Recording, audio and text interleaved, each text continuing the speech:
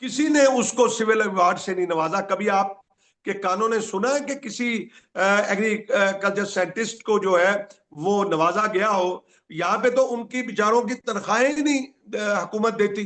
जिन कौमों के पेट खाली होते हैं, भूखे होते हैं, उनकी फौज भी नहीं लड़ सकती। आएगी, अच्छी आएगी। और मैं ही आपको खुशखबरी सुना दूं कि अच्छी गवर्नमेंट आएगी और ईमानदार लोग भी आने वाले हैं। वो जब आएंगे तो अच्छा, हर चीज सही हो जाएगी। ये तो बहुत जी। बड़ी खबर आप दे रहे हैं। जी, यकीनन आप जहन में रखिएगा। बिस्मिल्लाहिर्रहमानिर्रहीम, अल्लाहुम्मा सल्ली अला मुहम्मद व आले मुहम्मद। मैं हूं सैयद महमूद बुखारी, आपके अपने यूट्यूब चैनल प्यारा किसान के साथ। अच्छा, तो आप ये समझते हैं कि इस दफा कॉटन में, लेकिन बुखारी साहब कि कॉटन की जो यील्ड आती है, जो उसकी पैदावार आती है, वो इंतहाई कम होती है। बीज के हवाले से बताइए कि किस तरह से ये मुमकिन हो कि बीज अच्छा आए। हमारे पास वही बीज चले आ रहे हैं जिनके ऊपर जो है वो अब स्प्रे भी असर नहीं करती, और जो पेस्ट है वो उसको कोई असर ही नहीं होता। उसका एंजाइम इतना वो बेहतर हो गया है कि वो उस पे जहर असर ही नहीं करती। तो हमारी तो 18 मन से मेरा ख्याल में ऊपर है नहीं है। तो इसको कैसे बढ़ाया जा सकता है, कॉटन देखिए, की ये कॉटन रिसर्च पैदावार? वाले जो हैं उन्हें चाहिए, या गवर्नमेंट गवर्नमेंट तो कुछ करती नहीं है, तो इनफरादी तौर पर हमें देखना चाहिए। ये लोग मुखलिस नहीं है, जो हमारी गवर्नमेंट है वो मुखलिस नहीं है इस चीज़ों में। उन्होंने करोड़ों रुपए, यानी ऐसे ये इश्तिहारों पे चल रही है। मैं आपको एक मिसाल देता हूँ कि उससे आपको अंदाजा हो जाएगा। एक वाकया है अमेरिका का। एक लीजेंड ट्रेडर था जेसी लिवरमोर, बहुत मशहूर था वो। उसने किसी कंपनी के शेयर्स खरीदने थे, तो उसने कहा जाके मैं कंपनी विजिट करूं। जब वो कंपनी में गया, देखा चेयरमैन एक शीशे वाले केबिन में बैठा हुआ है, और उस जमाने में आज से 100 साल पहले वो खतूत आया करते थे। वो खत बैठ के पढ़ रहा है। खत पढ़ने के बाद जो एनवलप होता है उसको दरमियान में से छुरी से काटता है, तो अंदर से दो ब्लैंक पेपर उसको मिल जाते हैं। वो लिखने के लिए रख रहा होता है। और उसने ये देखा कि ये चेयरमैन इतना इकोनॉमिकल है, तो यकीनन ये कंपनी बहुत तेजी से इसमें तरक्की करेगी। तो उसने जाके तमाम शेयर्स उस कंपनी का खरीद लिए, और कई साल तक उसमें बेतहाशा इजाफा हुआ, और उसे डिविडेंड और बहुत अच्छा प्रॉफिट हुआ। अचानक उसे एक कलर्ड ब्रोशर मिला। जैसे ही उसे मिला, तो उसने देखा कि ये क्या हुआ है। वो तो बड़ा इकोनॉमिकल था। उसने पता किया, मालूम हुआ कि वो इंतकाल कर चुका है पहला चेयरमैन, ये नया चेयरमैन आया है। तो उसने जाते ही तमाम शेयर्स बेच दिए। उसने कहा ये कंपनी का भट्ठा बिठा देगी। इसी तरह हमारी गवर्नमेंट है, देखें हर तरफ इश्तिहारात हैं। अब वजीर आजम के स्वाबदीदी फंड के लिए 22 करोड़ यानी रुपए आप आ रहे हैं। कहते हैं कि बुखारी साहब कि ये इश्तिहारी हुकूमतें हैं? और क्या है यहाँ पे ये इकोनॉमिकल नहीं है। अगर इकोनॉमिकल की अगर बात इश्तिहारों की पे जाए तो चलती हैं बुखारी साहब। हमें जी। इश्तिहारों पे पता चलता है कि जनाब महंगाई कम हो गई, महंगाई सिंगल डिजिट में आ गई। हमें इश्तिहारों में पता चलता है कि ये पाकिस्तान बहुत तरक्की कर रहा है, वो जी जी, उड़ान तरक्की पाकिस्तान है। देखें। मैं इस बात से इत्तेफाक करता हूं कि पाकिस्तान बहुत तरक्की कर रहा है, लेकिन अगला लफ्ज वो भूल गए हैं। वो ये कहते कि पाकिस्तान तरक्की माकूस कर रहा है। तो वो बहुत बेहतर होता, हमें भी समझ आ जाता। तो तरक्की माकूस की हम्म। बात वो करते तो वो बेहतर था। देखें, अगर इकोनॉमिकल की बात की जाए तो मलिक मेराज खालिद जो था, हमारा वजीर आजम था, वो इतना इकोनॉमिकल था कि उसकी वाइफ और वो जो है, अगर रिक्शे में वैगनों में वो धक्के खाते थे, अगर उसको रिक्शा नहीं मिला तो वो पैदल ही वजीर आजम पीएम हाउस आ जाता था। तो इस तरह के भी वाह। हैं इकोनॉमिकल लोग। अगर मैं अपने हमसाया मुल्क की बात करूं, यकीन कीजिए कि गुलजारी लाल नंदा वजीर आजम 2 दफा वजीर आजम रह चुका है। अच्छा, एक शख्स को देखा गया कि 90 साल की उम्र है, वहां के किराएदार ने उसका सामान उठा के बाहर फेंक दिया। उसके पास किराया देने के लिए कोई वो नहीं था, यानी पैसे नहीं थे। उसने 5 माह से किराया नहीं दिया था। उसने, एक अखबार वाला वहां से जब गुजरा, उसने तस्वीरें खींची और अखबार में दिया। उसने कहा देखें कितना जुल्म हो रहा है कि एक 90 साल का शख्स है जिसकी एक चारपाई है, चंद पुराने बर्तन हैं, वो एक टाइम का खाना खाता है, बर्तन खुद धोता है, सफाई खुद करता है, और मालिक मकान ने उसका सामान उठा के सड़क पे फेंक दिया। जब उन्होंने देखा, तस्वीर देखी, तो जो अखबार का मालिक था वो हैरान रह गया। उसने कहा ये तो 2 दफा वजीर आजम बन चुका है। वो जैसे ही उन्हें पता चला, अखबारों में आया, पूरी गवर्नमेंट हिल गई। वो उनके पास गए कि हम जो है आपको कोई वो देते हैं, घर देते हैं। उसने कहा, नहीं मुझे जरूरत नहीं है इस चीज की। देखें, ऐसे लोग जो है इकोनॉमिकल होते हैं। दूसरे, भाई ये साहब जो, ऐसी बातें ना करें, ये आप पे फतवा लग जाएगा गद्दारी का। मुझे कोई परवाह नहीं करता।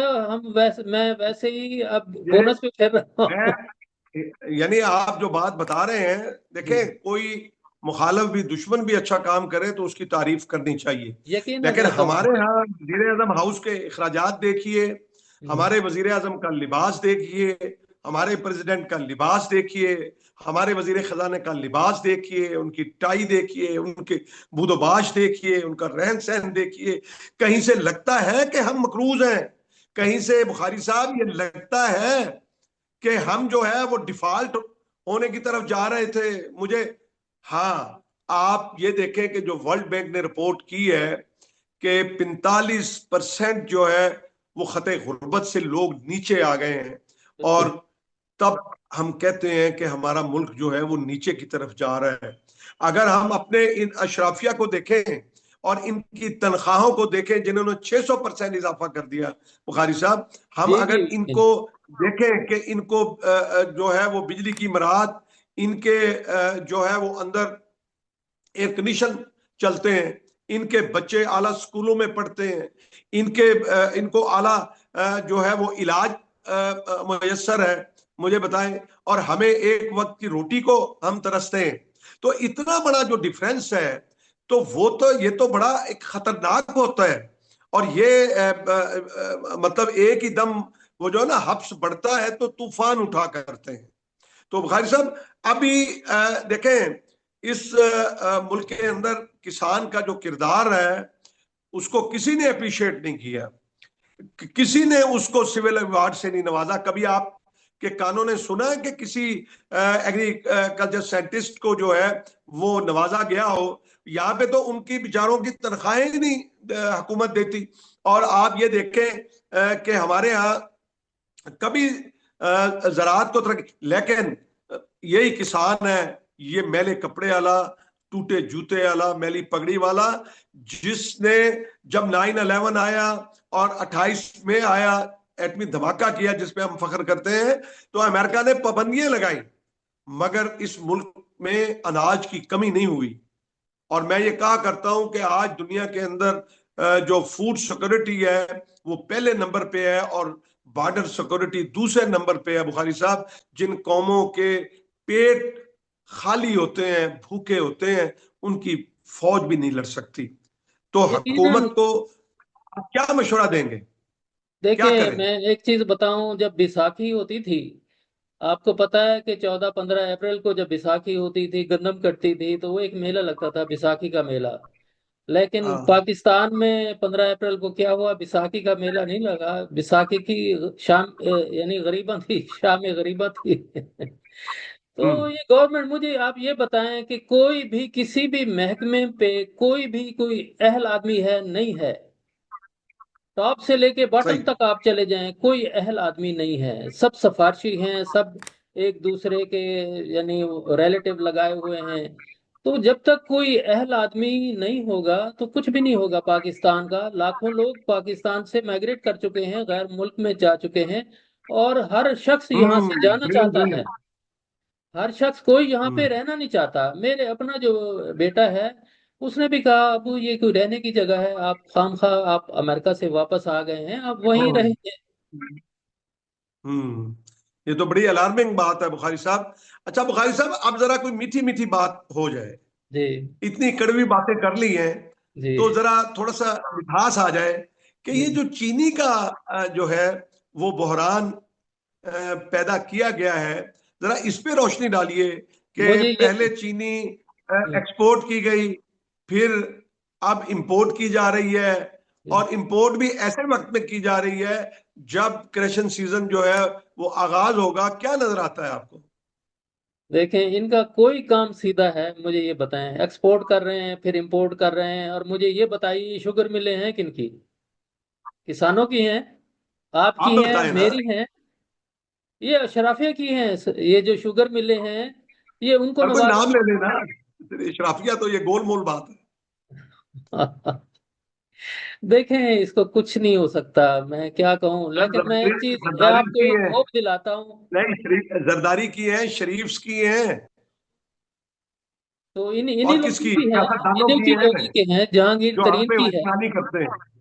जी अच्छा जी। बुखारी साहब, ये बताइए हम्म, कि चीनी जो है यहाँ पे सिर्फ एक अपना मखसूस तबका ही है जिसके जी। पास चीनी की शोर मिले हैं।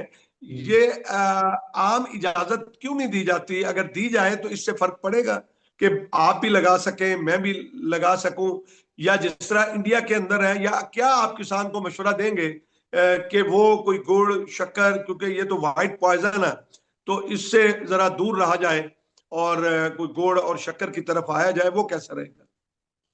यकीनन ये जो है ना, गुड़ और शक्कर की तरफ अगर ये काश्तकार चले जाएं तो वो सबसे ज्यादा बेहतर है। वो ऑर्गेनिक भी है, उसमें कोई केमिकल नहीं है, उसमें हम्म, केमिकल भी नहीं है। तो गुड़ और शक्कर ये करें।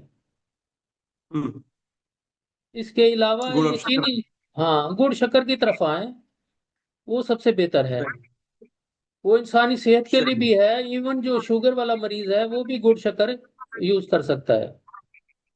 हम्म। अच्छा, तो अब आप आखिर में मैं आप से गुजारिश करूंगा कि आप क्या मशवरा देंगे हुकूमत को कि वो ज़राअत को ऊपर ले जाने के लिए और उस पर तवज्जो दे, कोई बीज अच्छे लेके आए, कोई रिसर्च का बजट बढ़ाए, या क्या आप कहना चाहेंगे? देखिए, इन गवर्नमेंट को कुछ कहना फजूल ही है। कौन सा ये अमल करते हैं? मैंने 2023 अक्टूबर में आगाज में कहा था कि हमें इंपोर्ट करने की जरूरत नहीं है, हमारी वीट की क्रॉप जो है ना बम्पर क्रॉप होगी।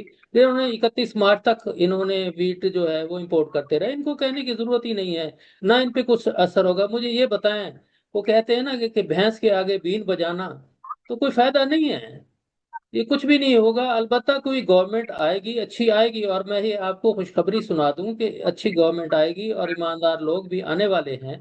वो जब आएंगे तो अच्छा, हर चीज सही हो जाएगी। ये तो बहुत जी बड़ी खबर आप दे रहे हैं। जी, यकीनन आप जहन में रखिएगा।